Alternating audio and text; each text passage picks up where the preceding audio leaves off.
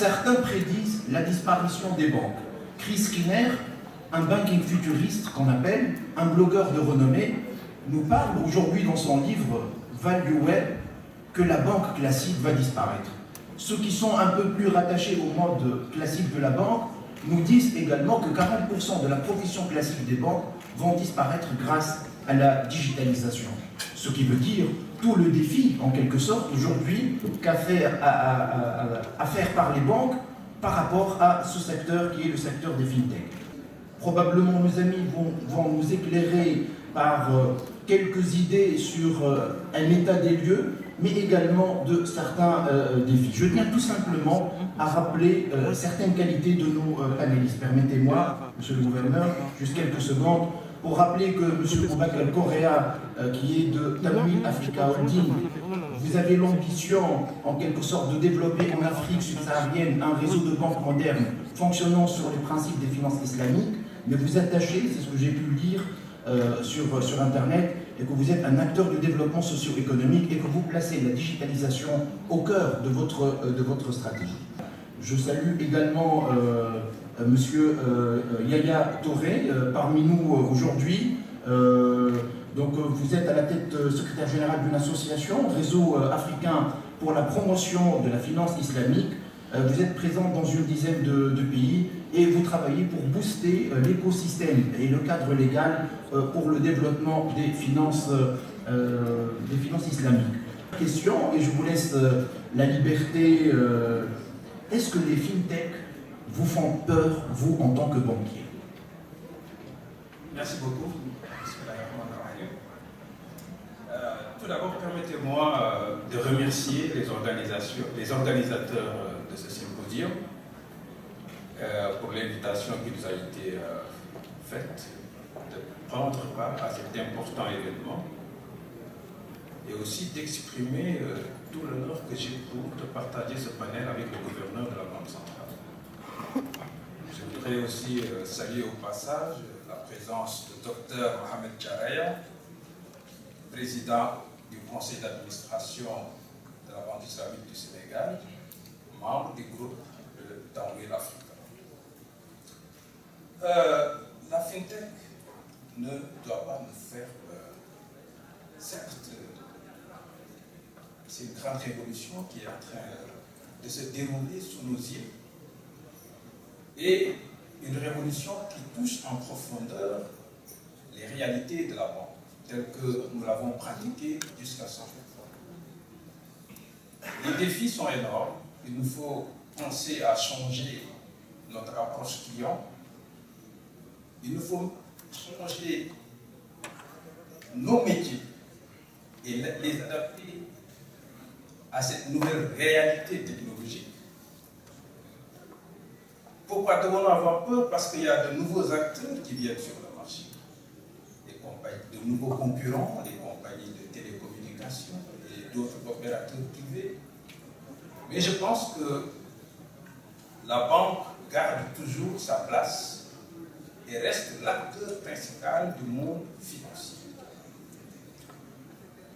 Les défis sont énormes, mais nous pouvons lever ces défis. Et nous, en tant que banque, nous allons transformer ces défis du moment en opportunités.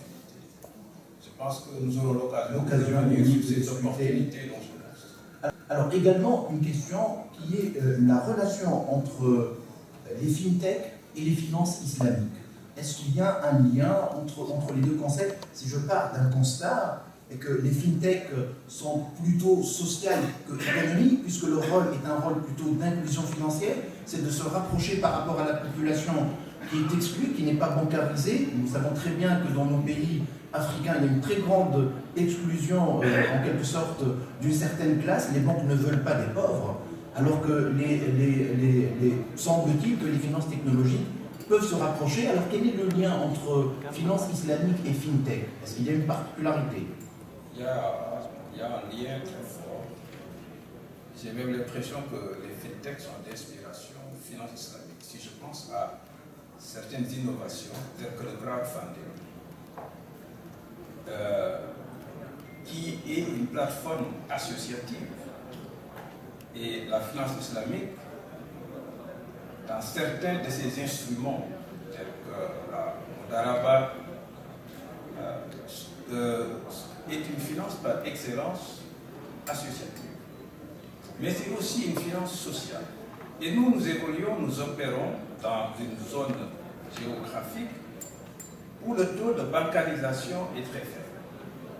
Tamwir Africa opère dans le cadre de l'UEMOA, qui regroupe 8 pays autour d'une banque centrale unique. Le taux de bancarisation est très faible. La finance islamique peut apporter, si on connaît, comment dirais-je, sur une population de 120 millions, sur les 8 pays, la proportion des musulmans est extrêmement forte. Elle fait plus de 80%. Donc, la finance islamique peut jouer un rôle important dans l'inclusion financière. D'accord. Alors, je me permets de m'adresser à M. Igaya, connaisseur un peu des obstacles réglementaires à la mise en place de nouvelles technologies, notamment les finances islamiques. Alors, est-ce qu'il y a des obstacles réglementaires, je dirais peut-être culturels, peut-être technologiques, qui empêcheraient en quelque sorte que les fintechs puissent se développer? Alors, alhamdulillah, je remercie à la suite de M. Boria, les organisateurs de ce symposium, et prie pour que ce ne soit pas la première initiative, car cela est très très important pour le développement de la finance islamique en Afrique. Alors, pour revenir à la préoccupation de notre cher modérateur, il faut dire que pour nous, qui sommes une association de promotion, dans le contexte dans lequel nous intervenons, qui est le contexte de l'Afrique de l'Ouest et de l'Afrique centrale, voilà, où nous avons plusieurs pays membres, des représentants de l'organisation, il faut dire que la réalité, elle est telle que la finance islamique n'est pas très bien perçue en termes de très bien comprise, je vais dire. Donc, pour pouvoir dynamiser cette démarche-là je vais dire, d'implémentation de ces finances-là avec les nouveaux challenges qui s'imposent à elles, à la suite, M. Maël exprimait tout à l'heure dans le précédent panel, on ne peut pas, je vais dire, développer ces finances-là sans asseoir un cadre réglementaire qui soit propice, qui soutienne cela. Alors, il faut dire que pour ce qui est de la région, le cadre réglementaire est en train de se mettre en place. Vous avez eu moi, comme M. Bourdieu le rappelait tout à l'heure, qui a déterminé, fixer un cadre réglementaire propre, spécifique à la finance islamique. Cela est en train de naître aussi dans d'autres régions africaines. Seulement que, en ce qui concerne le fintech, l'initiative est encore assez timide. Voilà. Il est clair qu'aujourd'hui, vous avez des domaines tels que la monnaie électronique qui est réglementée dans nos zones en Afrique de l'Ouest, mais pour tout ce qui est blockchain, pour tout ce qui est, tout à l'heure on a parlé de regulatory sandbox, comme c'est le cas en Tunisie, je pense qu'il y a une super expérience qui pourra être reproduite par nos différents États. Ces choses-là ne sont pas encore tout à fait réglementées. Voilà. Donc pour dire qu'effectivement il y a un gros challenge, et ce challenge-là aussi, je vais dire, il est limité par les défis je vais dire, les défis de la rupture numérique.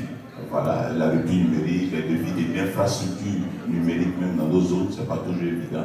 Voilà, de pouvoir avoir une connexion, de pouvoir avoir un ordinateur qui sont des outils indispensables pour ce qui est de la numérisation. Merci beaucoup.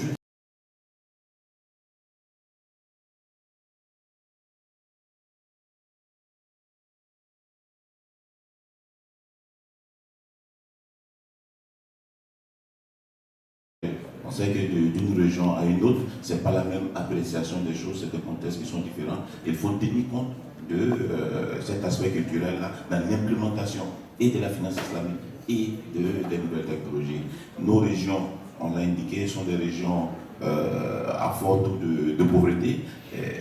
L'un des défis importants, c'est le défi de l'infrastructure numérique qu'il faut mettre en place. Et un dernier défi qui pour moi est hyper important, c'est le défi du règlement des différends.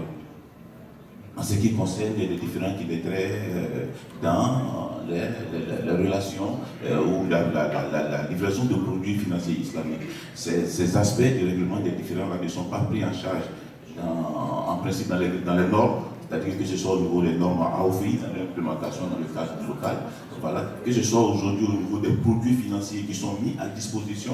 Vous savez que nos magistrats dans nos régions sont formés au droit conventionnel, au droit d'affaires conventionnelles, ils n'ont aucune idée des règles de finances islamiques, et quand il s'agira de trancher des litiges, voilà, entre ces établissements financiers, ces startups et je veux dire les personnes qui utilisent ces produits-là, ça peut éventuellement poser un souci. Donc aussi, je pense qu'il faut travailler dans ce sens-là. Et surtout, il y a un dernier élément qui est l'aspect intégration. Je pense que le gouverneur en a parlé tout à l'heure. Cette intégration aujourd'hui est en train de prendre forme avec l'OADA qui regroupe près de 17 États. Et on parle même de l'intégration du Maroc, donc qui est en train de frapper à la porte pour intégrer là. Et cela pourrait permettre à travers cette régionalisation vraiment d'apporter beaucoup plus d'impact, voilà, à l'implémentation de l'Afrique dans notre zone.